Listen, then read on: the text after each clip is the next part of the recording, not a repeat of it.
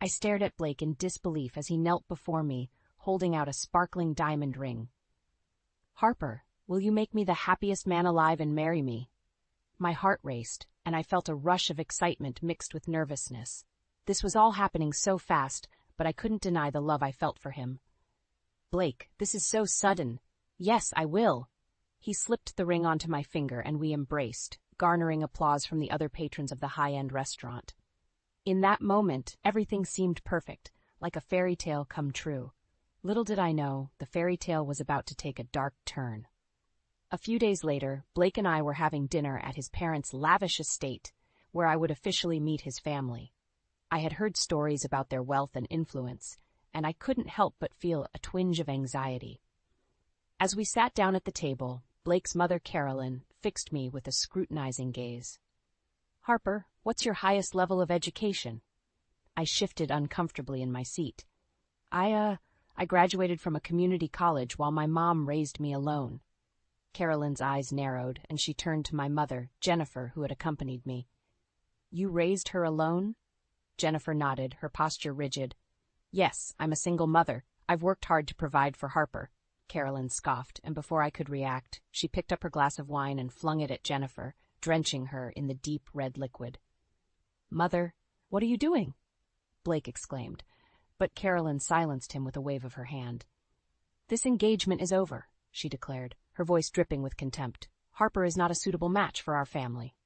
I sat there, frozen in shock, as Carolyn and Blake's father, David, berated us, their words cutting deeper than any knife ever could.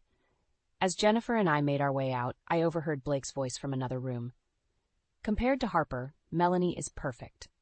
Educated, well-connected, it's a no-brainer." My heart shattered into a million pieces, and a burning rage ignited within me. Without thinking, Jennifer and I burst back into the room, startling Blake and his family. "You'll regret this, Blake," I spat, my voice trembling with fury. "I'll make sure of it." Jennifer's eyes burned with determination as she added, "We'll ruin your precious family's company if it's the last thing we do." With those words, we stormed out, leaving behind a stunned silence. The fairy tale had ended, and a new chapter of revenge was about to begin.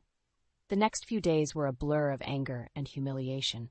I tried my best to maintain a professional demeanor at work, but every time I saw Blake, a wave of resentment washed over me. "Harper, can we just act professional?" he had the audacity to ask one day as we passed each other in the hallway. I fixed him with a withering glare. "Don't talk to me. Ever." His face fell, but I couldn't bring myself to care.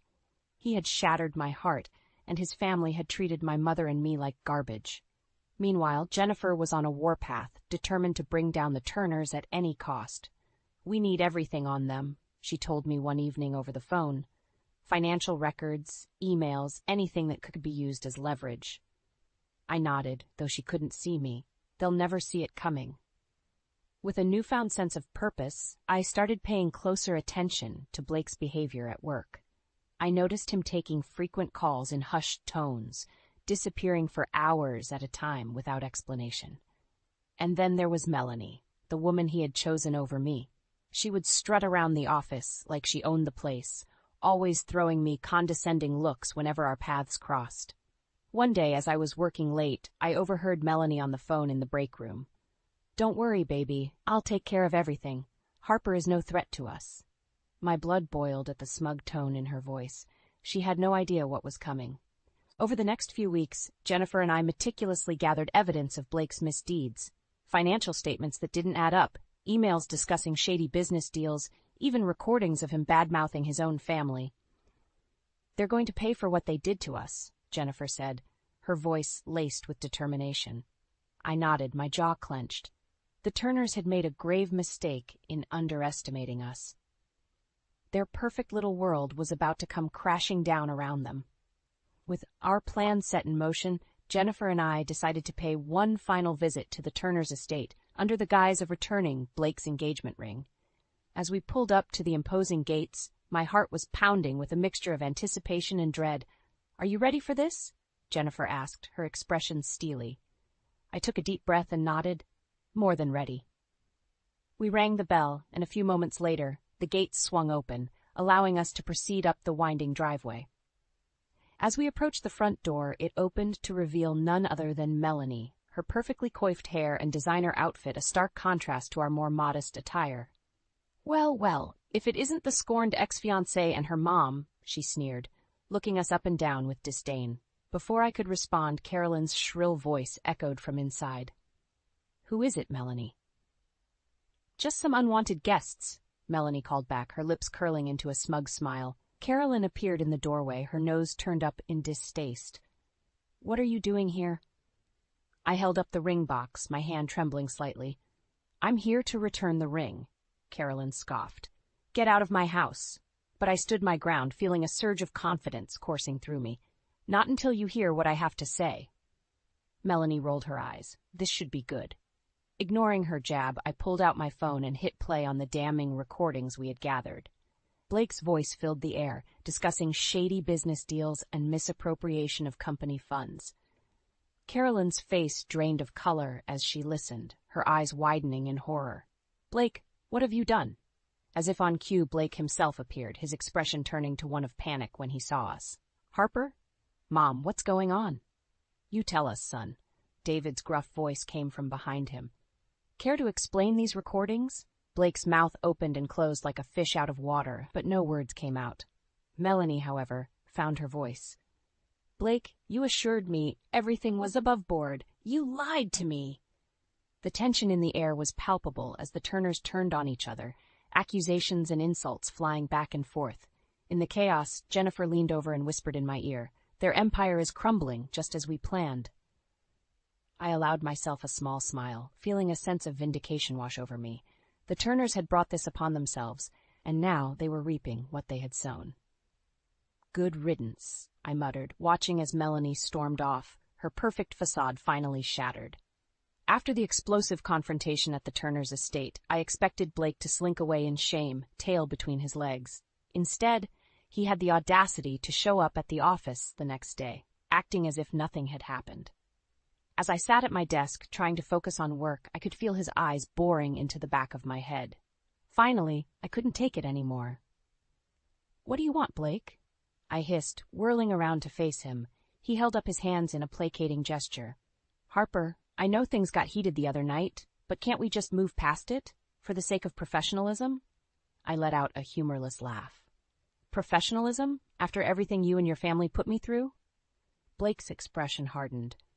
"That's ancient history. Melanie and I have moved on, and you should too." My blood boiled at the mention of his new fiancée, the woman he had chosen over me, only for her to turn on him when the truth came out. "Don't you dare say her name in front of me," I spat. "And don't think for a second that this is over. Your family's downfall is just beginning." Blake's eyes flashed with something akin to fear, but he quickly masked it with a smirk. "Whatever helps you sleep at night, Harper." With that, he turned and sauntered away, leaving me seething. The nerve of that man, acting like he was untouchable.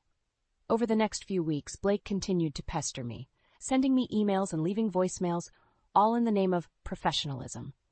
Each time I deleted or ignored them, my hatred for him growing stronger by the day. Meanwhile, Jennifer and I were hard at work, gathering even more evidence of the Turners' misdeeds. Financial records, incriminating emails, you name it. We were building an airtight case against them, one that would ensure their empire crumbled to dust. And then there was Melanie. The woman who had once looked down her nose at me now seemed lost and adrift, her perfect life in tatters. Part of me felt a twinge of satisfaction at seeing her brought low, but mostly I just pitied her. She had been just as much a pawn in Blake's games as I had. As the weeks turned to months, the walls continued to close in on the Turners. Their once mighty company was hemorrhaging money and clients, and rumors of their shady dealings were beginning to circulate in the media. Through it all, I remained focused and professional, letting my work speak for itself. And whenever Blake tried to engage me, I shut him down with a withering glare or a curt "leave me alone." The time for words was over. Now, it was time for action.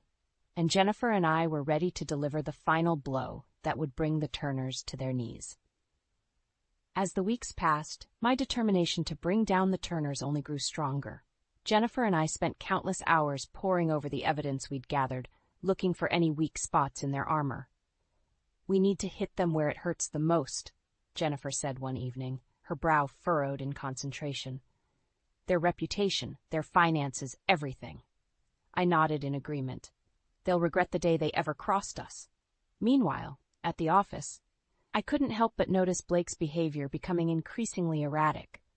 He would disappear for hours at a time, only to return looking disheveled and stressed. I couldn't help but wonder what shady dealings he was up to now. One day, as I was leaving for the evening, I caught sight of Blake in a heated conversation with a man I didn't recognize. Their voices were hushed, but the tension was palpable. "You have to take care of this, Blake," the man hissed. "Your family's reputation is on the line." Blake ran a hand through his hair, his expression one of pure desperation. I know. Just give me a little more time." As they parted ways, Blake caught sight of me and froze, his eyes wide like a deer in headlights. Before he could say anything, I turned on my heel and walked away, my mind whirling with questions. What kind of trouble was Blake in now? And more importantly, how could I use it to my advantage? Over the next few days, I made it a point to keep a closer eye on Blake's comings and goings. I noticed him taking more and more clandestine meetings, always with different, shady-looking characters. It was clear that whatever he was involved in, it was deep and far-reaching, and if my hunch was correct, it could be the key to finally bringing down the entire Turner empire. As I shared my observations with Jennifer, her eyes lit up with a fierce determination. "We need to get to the bottom of this," she said, her voice steely, "no matter what it takes." And so we hatched a plan. We would tail Blake, document his every move, and gather as much evidence as possible about his secret dealings. It was a risky move, but one we were both willing to take. The first few times we followed him, it was relatively uneventful. Blake would meet with his associates, exchange hushed words and cryptic documents, and then go on his way. But then, one night, everything changed. We had been tailing Blake for hours, watching as he bounced from one seedy location to the next. Finally, he pulled up to a rundown warehouse on the outskirts of town. "This is it," Jennifer whispered, her grip tightening on the steering wheel. "I can feel it." We watched with bated breath as Blake slipped inside, disappearing into the shadows. After a few tense minutes, we decided to follow, our hearts pounding in our chests. What we saw inside that warehouse would change everything. After months of meticulous planning and gathering evidence, the time had finally come to confront Blake and his family head-on. With a deep breath, I steeled my nerves and rang the doorbell of the Turner estate, Jennifer by my side. The door swung open, and there stood Melanie, perfectly coiffed as always. Her eyes widened in surprise when she saw us. Well, if it isn't the scorned ex and her mother," she sneered. "Come to beg for scraps." Before I could respond, Carolyn's shrill voice echoed from inside. "Who is it, Melanie?" "Just some unwanted guests," Melanie called back, her lips curling into a smug smile. Carolyn appeared in the doorway, her face twisting into a scowl. "You two have some nerve showing up here." I held up the ring box, my hand steady despite the adrenaline coursing through my veins. "I'm here to return the ring, Carolyn, and to settle some unfinished business." Carolyn scoffed. "Get out of my house before I call the authorities." But I stood my ground, feeling a surge of confidence wash over me. "Not until you hear what I have to say." Melanie rolled her eyes. This should be good. Ignoring her jab, I pulled out my phone and hit play on the damning recordings we had gathered. Blake's voice filled the air, discussing shady business deals and misappropriation of company funds. Carolyn's face drained of color as she listened, her eyes widening in horror. "Blake, what have you done?" As if on cue, Blake himself appeared, his expression turning to one of panic when he saw us. "Harper? Mom, what's going on?" "You tell us, son," David's gruff voice came from behind him. "Care to explain these recordings?" Blake opened and closed his mouth like a fish out of water, but no words came out. Melanie, however, found her voice. "Blake, you assured me everything was above board. You lied to me." The tension in the air was palpable as the Turners turned on each other, accusations and insults flying back and forth. In the chaos, Jennifer leaned over and whispered in my ear, "Their empire is crumbling, just as we planned." I allowed myself a small, satisfied smile. The Turners had brought this upon themselves, and now they were reaping what they had sown. As Melanie stormed off in a huff, her perfect facade finally shattered, Blake rounded on me, his eyes blazing with fury. "You did this," he spat. "You and your mother have gone too far." I met his gaze unflinchingly. "No, Blake. You brought this on yourself with your lies and deceit. It's time to face the consequences." With those words, I turned and walked away, leaving the Turners to their imploding empire. The battle had been won, but the war was far from over. The fallout from our explosive confrontation at the Turner estate was swift and severe. Blake's family was in complete disarray, their carefully constructed facade crumbling around them. As the news of Blake's shady dealings and misuse of company funds hit the media, the Turners found themselves under intense scrutiny from the public and the authorities alike. Carolyn and David were forced to make a humiliating public statement, apologizing for their son's misdeeds and vowing to cooperate with any investigations. But even as their empire teetered on the brink of collapse, the Turners remained defiant, lashing out at anyone and everyone they could. Blake, in particular, seemed to have lost all sense of reason. "This is all your fault," he raged at me one day, as we crossed paths in the office. "You and your mother have destroyed everything." I met his gaze coolly, unfazed by his outburst. "We only exposed the truth, Blake. Your own actions did the rest." He let out a bitter laugh. "Truth? You have no idea what the truth is, Harper." Before I could respond, he leaned in close, his eyes burning with a mix of anger and desperation. "You think you've won, but this is far from over. I'll make sure you and your mother pay for what you've done." His words sent a chill down my spine, but I refused to show any fear. "Is that a threat, Blake?" He stepped back, a cruel smile twisting his lips. "Take it however you want, Harper. Just know that no one crosses me and gets away with it." With that ominous warning, he turned and stormed off, leaving me to wonder just how far he was willing to go to exact his revenge. In the days that followed, the Turner family's dirty laundry continued to be aired for all to see. It seemed like every day brought a new bombshell revelation, from shady business deals to illicit affairs and everything in between. And through it all, Blake remained defiant, refusing to take responsibility for his actions. Instead, he doubled down on his threats against me and my mother, making it clear that he wouldn't rest until he saw us suffer. But as the walls closed in on the Turners, a surprising ally emerged, Melanie, Blake's former fiancée. Scorned and betrayed by the man she thought she knew, she had no qualms about spilling every sordid detail of their relationship and Blake's misdeeds. "He lied to me from the start," she revealed in a tell-all interview. "I was just another pawn in his game, a means to an end." As Melanie's revelations hit the airwaves, the public's outrage towards Blake and his family reached a fever pitch. Protests erupted outside the Turner estate, with people demanding justice and accountability. And through it all, I remained steadfast, my resolve only strengthened by the knowledge that we were on the right side of this battle. Blake and his family had brought this reckoning upon themselves, and now they were facing the consequences of their actions. As the dust settled and the Turners' once mighty empire lay in ruins, I couldn't help but feel a sense of vindication. We had fought for what was right, and in the end, the truth had prevailed. In the aftermath of the Turner family scandal, the fallout was swift and severe.